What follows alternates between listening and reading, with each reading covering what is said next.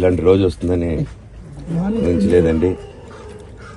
నిజంగా మీడియా మిత్రులకి, ముఖ్యంగా 2 అన్నలకి మా క్షమాపణలు. మా నాన్న తరఫున, మా అన్న తరఫున నేను సారీ అడుగుతున్నాను. నేను నీ తమ్ముడు అనుకోండి, మీ వాడిని అనుకోండి, మీకు నీ తోడుంటాను. మీకు ఏదున్నా నాకు ఫోన్ చేసేదండి. నేను ఎప్పుడు ఒక్క కాల్ దూరంలోనే ఉంటాను.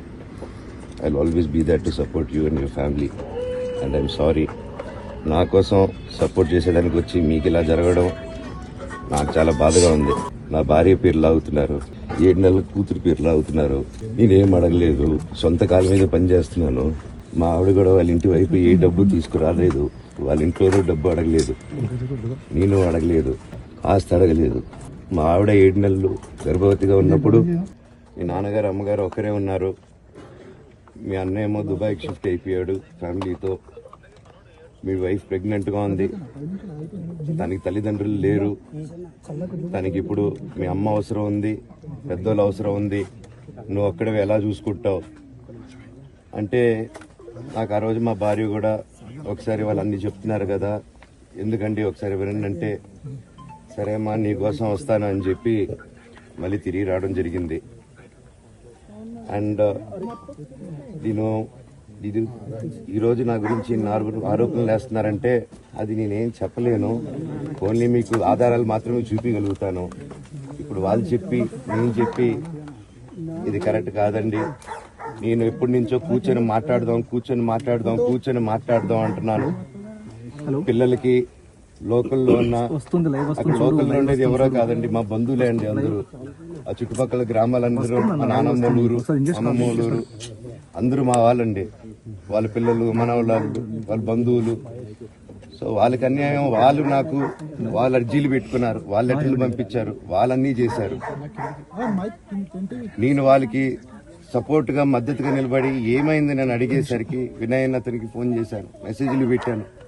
సార్ వాట్ ఈస్ హ్యాపెనింగ్, ఇంకా అలాంటి కాళ్ళ మీద కూడా పడతానండి, ఈ ఇష్యూ క్లియర్ చేయండి, మాట్లాడుకుందాం అంటే చాలా దురుసుగా రిప్లైలు పెట్టారు. నేను ప్రతిదీ ఈరోజు సాయంత్రం 5:30కి ప్రెస్ మీట్ పెట్టి ఆగానండి, ఇంకా ఆగలేను. ఈరోజు ఈవినింగ్ ప్రతిదీ చెప్పేస్తాను. ఆ రోజు నేను పోలీసు సపోర్ట్ అడిగినప్పుడు స్టేషన్కి 100కి ఎందుకు ఫోన్ చేశాను, ఆ 100 దగ్గర నుంచి నేను పర్మిషన్ ఇస్తున్నాను, నాకు ప్రాబ్లం లేదు.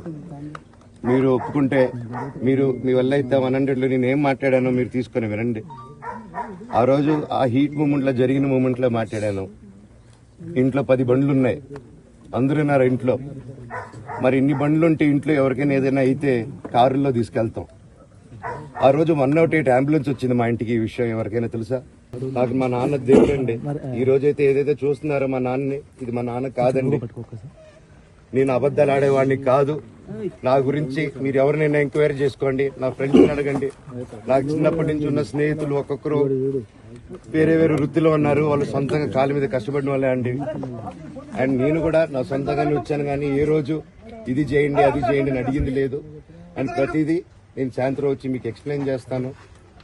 దయచేసి కోఆపరేట్ చేయండి. అందరూ ఉన్నందుకు. విజయ్ అనే వ్యక్తి నిన్న అంత చెప్పిన తర్వాత కూడా మా ఇంట్లోనే నన్ను కొట్టేటప్పుడు అతని కారు ఉంది, వెనకాల నుంచి అలా వెళ్ళిపోయారు అందరు ఉండగానే. మీరు అతని కారు నంబరు, అతని సిగ్నల్ ని దయచేసి ట్రాక్ చేయండి. అన్ని కంప్లైంట్లు పెట్టిన తర్వాత కూడా మా ఇంట్లో ఎందుకున్నాడు ఆ దొంగ? మీరు దయచేసి ఇది ఇమీడియట్ గా చేసుకోండి. మా నాన్న మీ షోల్డర్ మీద గన్ను పెట్టి కాలుస్తున్నారండి, క్లియర్ గా కాలుస్తున్నారు.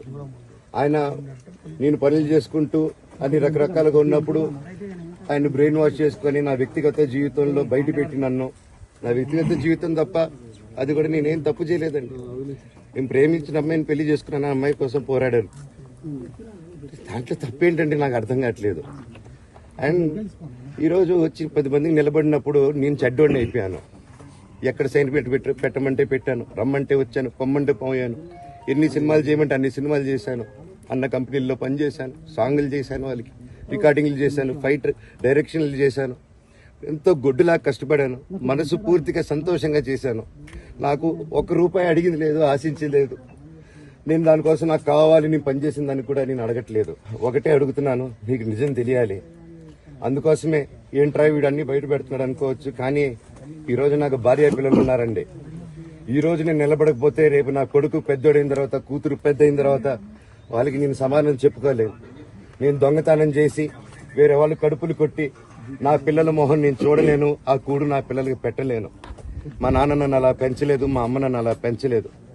మధ్యలో మా అమ్మ నలిగిపోతుంది. మా అమ్మని హాస్పిటల్లో అడ్మిట్ అయ్యారని చెప్పి నేను అబద్దాలు ఆడారు. హాస్పిటల్కి వెళ్ళి చెక్ చేయించుకుంది అమ్మ. నువ్వు వెళ్ళిపో ఇంట్లో నుంచి, నువ్వు వెళ్ళిపోతే వీడిని చూసుకుంటావు మేమంటే, మేము మంచిగా మాట్లాడి పంపిస్తా అంటే నమ్మి ఆవిడ 3 రోజుల నుంచి దడదడగా ఉంటే వెళ్ళమ్మ అంటే ఏజీ కలడం వాస్తవం చూపించుకొని ఇమీడియట్ గా మా అన్నింటికి వెళ్ళిపోయి అన్నింట్లో పడుకున్నారు. మీకు ప్రతిదీ తెలుస్తుంది. ఈ రోజుల్లో ఏది దాచలేరు. మరి ఇంత క్యారెక్టర్ అసాసినేషన్ నేను చేయని దానికి చేశారు అని, నా భార్య వచ్చిన తర్వాత నేను చెడ్డోడినయ్యానని, అదే వాళ్ళ తల్లిదండ్రులు ఉండుంటే గమ్మునుంటారా అండి? ఈరోజు నేను గమ్మునుంటే ఎలా అండి? తనకి తల్లి అయినా తండ్రి అయినా అన్ని నేనే అండి. ఈరోజు తను వాళ్ళ ఇంట్లో ఆధారపడదు, నేను మా ఇంట్లో ఆధారపడను. నేను నా సినిమాలు చేసుకుంటున్నాను. తను సొంతంగా ఒక టాయ్ కంపెనీ పెట్టుకుంది.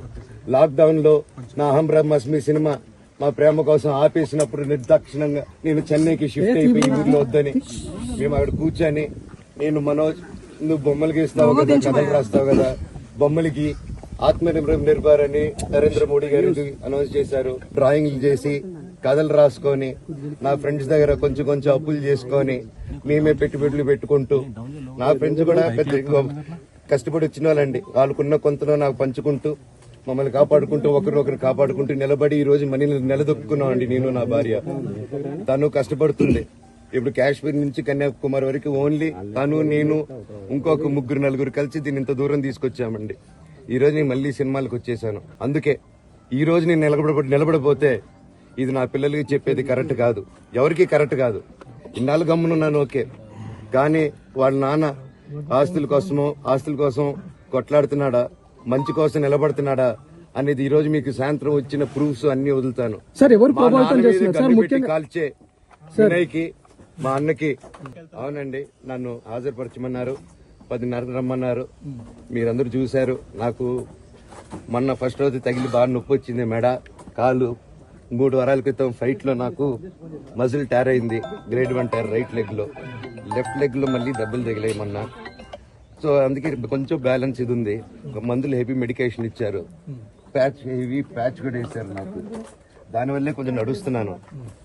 అండ్ ఇప్పుడు అందుకే రిక్వెస్ట్ చేసుకుని, సార్ నాకు కొంచెం టైం ఇవ్వండి, పాప ఉంది, సెటిల్ చేసుకొని నేను వస్తాను సార్, కొంచెం సెట్ చేసుకుని అని పోలీసులు గారికి రిక్వెస్ట్. మధ్యాహ్నానికి బానిసే ఎవరిని కొట్టాను సార్? నా పిల్లల్ని కొట్టానా, నా భార్యను కొట్టానా, మా అమ్మని కొట్టానా, మా నాన్నని కొట్టానా? ఇవన్నీ నేను మధ్యాహ్నం బ్యాలెన్సే అందరినీ కొడుతున్నాను, పొన్నాలు కొడుతుంటే సీసీటీవీలు తెప్పిండి సార్. అది దొంగతనం చేసింది నేను కాదు సార్, అది తెప్పిండి సార్ అంతా. అప్పుడు మాట్లాడదాం సార్. మనోజా ఎవరా అని చెప్తానండి. నాకు ఇంకా కొంచెం క్లారిటీ రావాలి.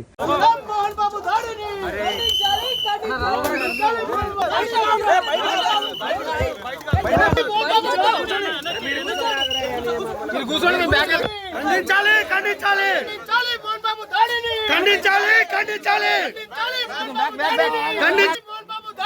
ఖండించాలి ఖండించాలి ఖండించాలి. Down down down down down down down down ఖండించాలి ఖండించాలి ఖండించాలి రంజిత్ పై దాడిని ఖండించాలి. డౌన్ డౌన్ మోహన్ బాబు మోహన్ బాబు మోహన్ బాబు మోహన్ బాబును వెంటనే అరెస్ట్ చేయాలి. మోహన్ బాబును వెంటనే అరెస్ట్ చేయాలి. మోహన్ బాబును వెంటనే అరెస్ట్ చేయాలి. మంచు విష్ణును అరెస్ట్ చేయాలి. మంచు విష్ణును అరెస్ట్ చేయాలి. మంచు విష్ణును అరెస్ట్ చేయాలి. మోహన్ బాబు మంచు విష్ణుల దౌర్జన్యాన్ని అరికట్టాలి. మంచు విష్ణు మోహన్ బాబుల దౌర్జన్యాన్ని అరికట్టాలి. మీడియాపై దాడి ఖండించాలి. మీడియాపై దాడిని ఖండించాలి. వర్ధిల్లాలి వర్ధిల్లాలి వర్ధిల్లాలి.